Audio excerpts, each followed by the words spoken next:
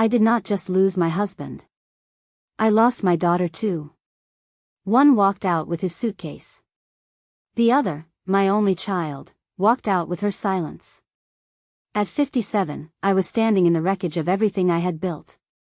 30 years of marriage, gone. A lifetime of motherhood, erased with one cold stare. I begged. I cried. I prayed.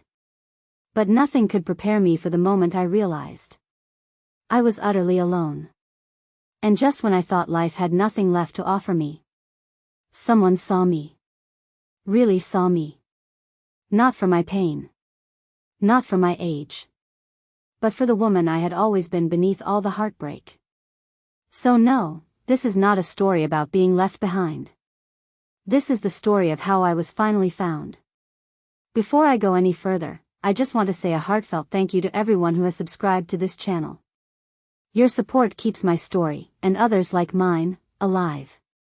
And to all my new and returning viewers who have not subscribed yet, what are you waiting for? Your click is the fuel that powers everything we do here. If this story already touches you, please like, subscribe, and leave a comment below. It helps more than you know. Now, let me take you back to the day my life fell apart. My name is Caroline Hale. I am 57 years old. A mother of one. A divorcee of one. And what you are about to hear is not fiction. This is not some Hallmark version of heartbreak where we sip wine and giggle with girlfriends. No. This is pain with dirty fingernails. It is betrayal with lipstick smudged across your pillow. It is being 60 seconds away from ending your own life, only to find a reason not to. That reason did not come wrapped in flowers. He came much later. And he did not try to fix me. He just dared to see me again. But before we get to him, you need to know the storm I crawled out from. William Hale was the kind of man who made waitresses blush and pastors look twice. He was handsome, successful, sharp in the way men in politics or finance tend to be. For 30 years, I played the supportive wife. I raised our daughter, Natalie, baked casseroles, hosted charity events, and made sure his world ran smoothly. We had a big house in Fort Worth, 2 cars, a country club membership, and all the surface-level trophies of a successful marriage. But underneath it all, was silence. I started noticing it in the way he came home without saying hello. How he slept with his phone under his pillow. How he worked late, on Sundays. Still, I stayed. Because that is what good women do, right? We rationalize, we forgive, we pretend. Until pretending becomes poison. The day it happened was our anniversary. 30 years of marriage.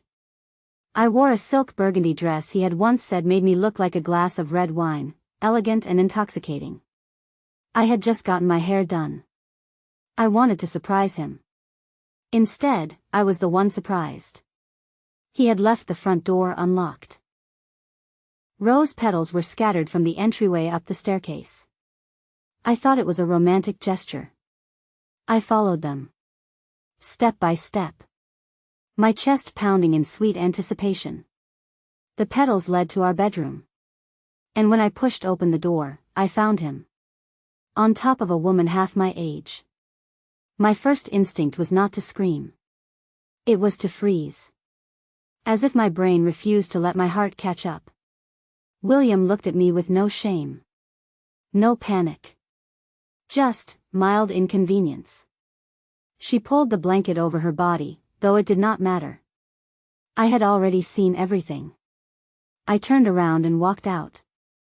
My knees buckled halfway down the stairs. I crawled into the guest room and sat on the floor like a child. I cried until my blouse was soaked.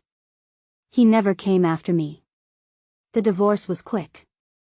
Too quick, in fact. Almost as if he had been prepared for it. The papers were drawn. The assets were divided. And just like that, 30 years of my life were reduced to ink and legal fees. But the most painful part came from Natalie. I had raised that girl with every fiber of my being. When she had colic, I slept on the floor beside her crib.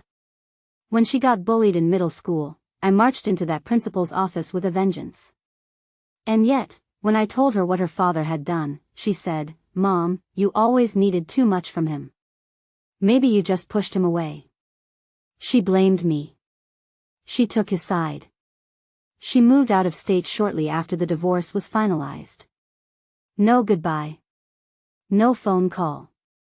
Just an email saying she needed space. Space from me. I stopped eating. I stopped showering. I stopped being. Grief is not just sadness. It is a kind of dying while still breathing. Days blurred into nights. I barely left my bed. I started writing letters to no one. Drafts of apologies. Pleased to be wanted again. And one night, as I stood on the edge of my balcony, 3 stories above cold, uncaring concrete, I whispered to the stars, "If you do not send me something, I am not going to make it." What came next was not a miracle. It was a suggestion. A friend from church recommended a local support group. Divorcees, widows, heartbroken souls gathering once a week in a church basement. I resisted. But loneliness has a way of breaking down even the most prideful among us.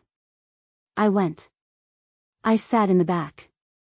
I said nothing for 2 weeks. Just listened. And that is where I first saw him. His name was Daniel Ross. He had kind eyes. That is what I noticed first. Not the gray at his temples. Not his strong build or the soft leather jacket he always wore. It was his eyes, wounded, but kind. He never spoke during group. Just listened. Until one day, he brought coffee. He placed it in front of me. No words. Just a warm paper cup with my name spelled correctly. The next week, I brought him one. And just like that, we started something.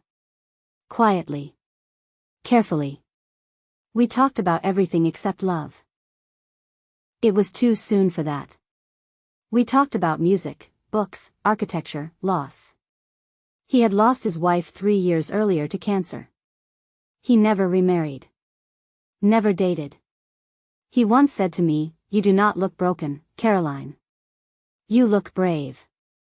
I cried that night. Not because of sadness, but because for the first time in a long time, I felt seen. What I did not know was that William would come back. And Natalie, with her own twist in the knife. Grief changes the shape of everything.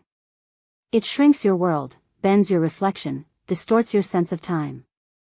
But when a stranger looks at you, not with pity, not with curiosity, but with recognition, it chips away at that grief.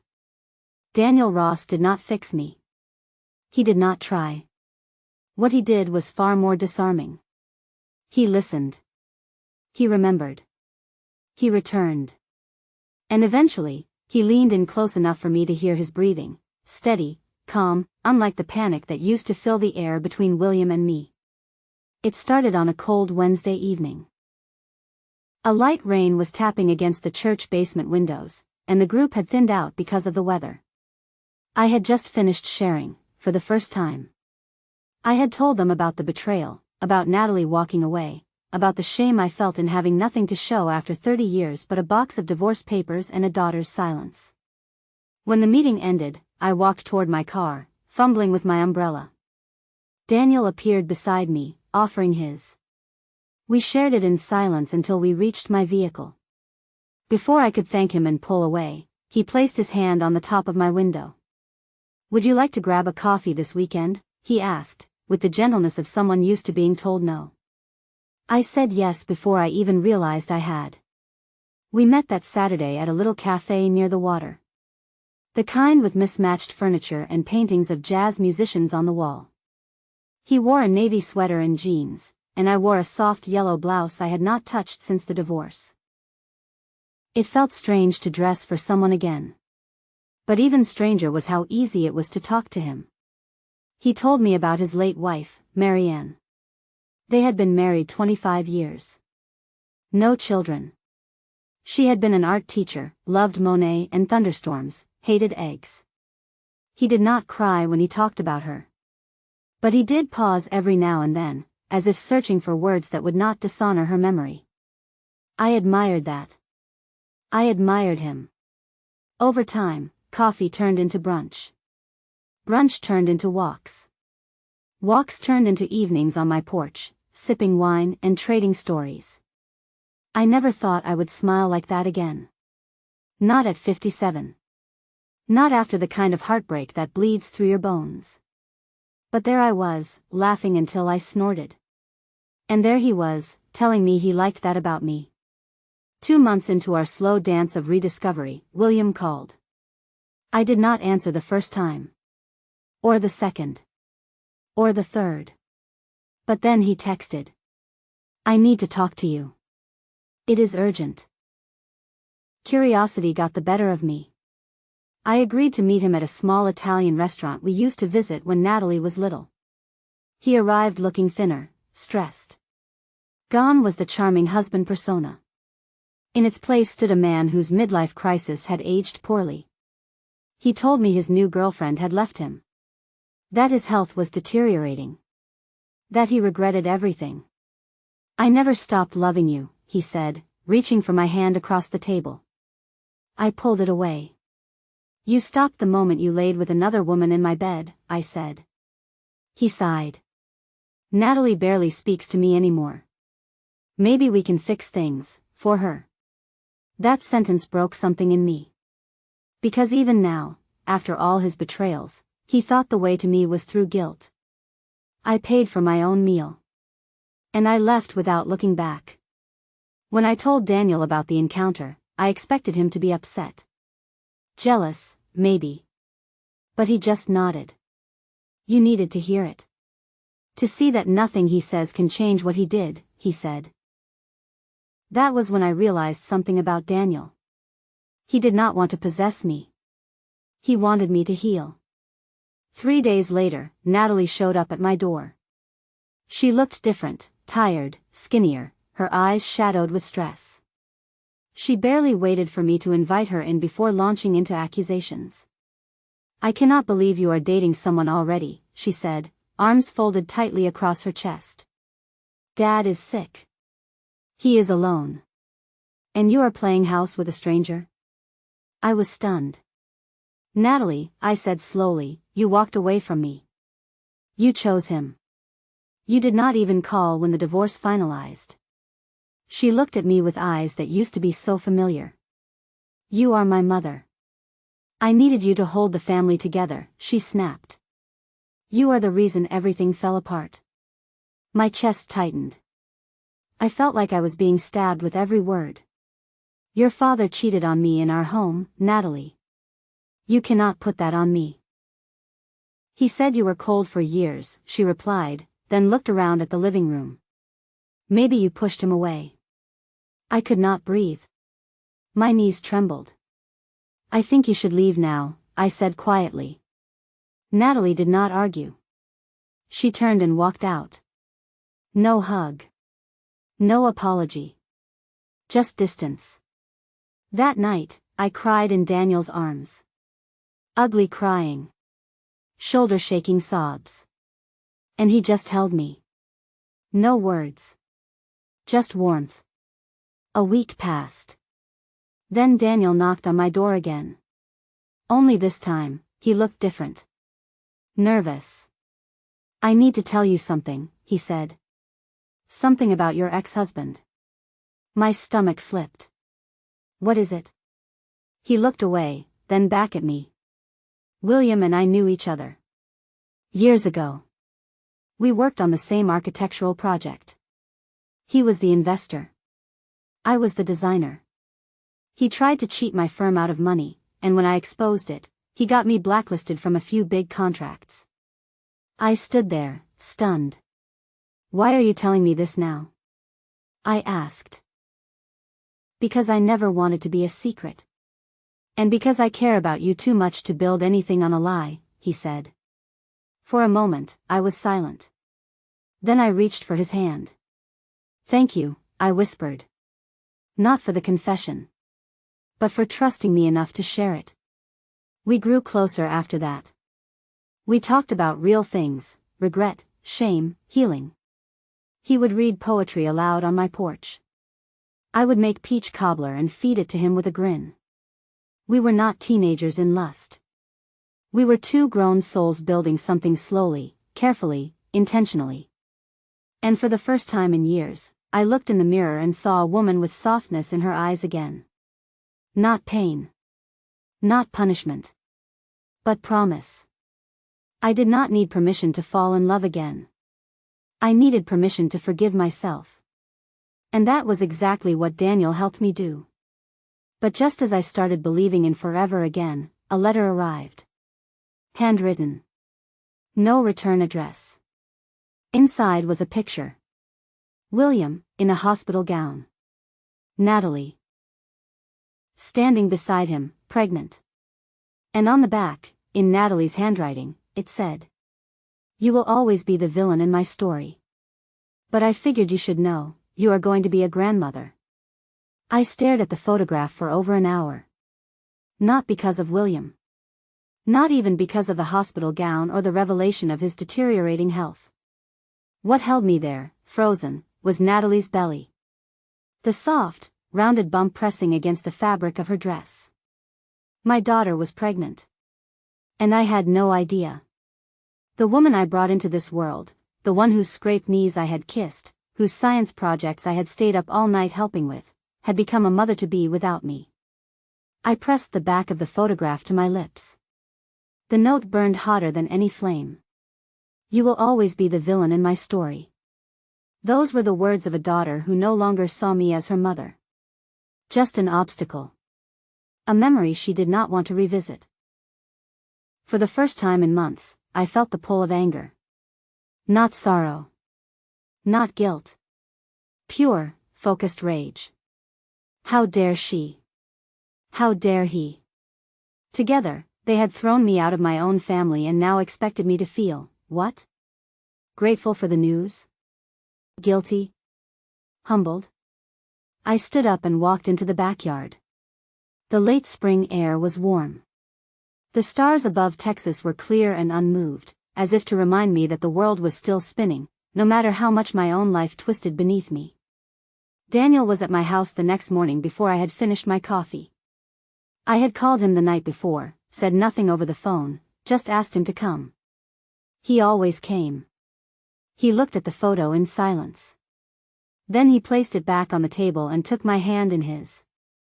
"You do not have to carry their cruelty anymore," he said softly. "But it is my daughter," I whispered.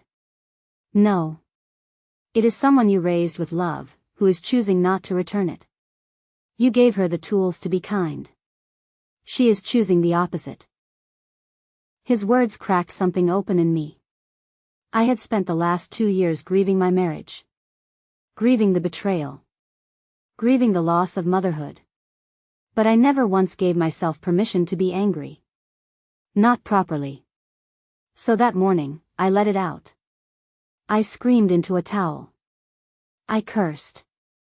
I cried. I wrote a letter I never planned to send. And afterward, Daniel held me and told me he was proud of me. Not because I had moved on. But because I had finally stopped apologizing for surviving. The days that followed were still hard, but they were lighter. I started gardening again. I planted roses along the back fence, the same kind William had once scattered on the stairs that led to my betrayal. Only now, they were mine. My hands had touched every root. My labor had birthed their beauty. One Sunday morning, as Daniel and I drank coffee on the porch, he reached into his jacket pocket and handed me a small box. I opened it. Inside was not a ring. It was a silver key. "To my place," he said. "Not asking you to move in. Just want you to know you are always welcome. Always." It was the first time a man had offered me something without expecting anything in return. I kissed him. Gently. Slowly. Like I had all the time in the world. Because I did. Summer came. Natalie did not call. The baby was likely born by now. I never received an invitation. Not to a baby shower. Not to a hospital room. Not even to know the name. That silence, once deafening, became familiar. I stopped trying to fix what she would not admit was broken. Sometimes, letting go is not a weakness. It is self-respect. A few months later, Daniel took me on a weekend trip to Santa Fe. We walked through art galleries and stayed at a quiet inn where the walls smelled of cedar and the pillows were too soft to be real. One night, we sat by a fire pit, wrapped in a shared blanket, sipping red wine. I have never felt so peaceful, I said. Maybe that is because you finally stopped shrinking yourself, he replied. I looked at him, this man who had seen me at my lowest, yet never pitied me. I realized I was in love. Not the heady, teenage kind. But the quiet, soul-bound kind. The kind you do not need to announce because it speaks in your bones. I love you, I said for the first time. He smiled. Then marry me, he whispered. I laughed. You do not even have a ring. I do not need one to mean it. We were married in my backyard under a canopy of lights and the scent of blooming roses. No daughter. No ex-husband. Just friends from the support group, neighbors, and Daniel's nephew who played the cello. I wore a simple white dress. My hair was half up. My eyes sparkled with something I had not felt in years. Not joy. Not pride. Freedom. At the reception, Daniel stood to give a toast. His voice cracked only once. She did not need me to rescue her, he said. She just needed someone who would not run when the storm hit. And then, just as everyone began clapping, a car pulled up along the curb. It was Natalie. She stepped out, holding a small bundle in her arms. A baby girl. Wrapped in lavender. Eyes blinking at the sky as if she had never seen light before. The entire yard went silent. Natalie walked up to the gate. She did not step in. But she said, "Her name is Grace. I thought you should know." Then she turned and left. I did not cry. Not that night. Instead, I danced with my new husband. I laughed with friends. I kissed his cheek as the music swelled around us. Because that night was not about who left. It was about who stayed. So if you are watching this, and you are over 50, and you think your story is over, let me tell you something. You are not too old to start again. You are not too broken to be loved. You are not too forgotten to be remembered. I am 57 years old. And I found love again. Not just in a man. But in myself.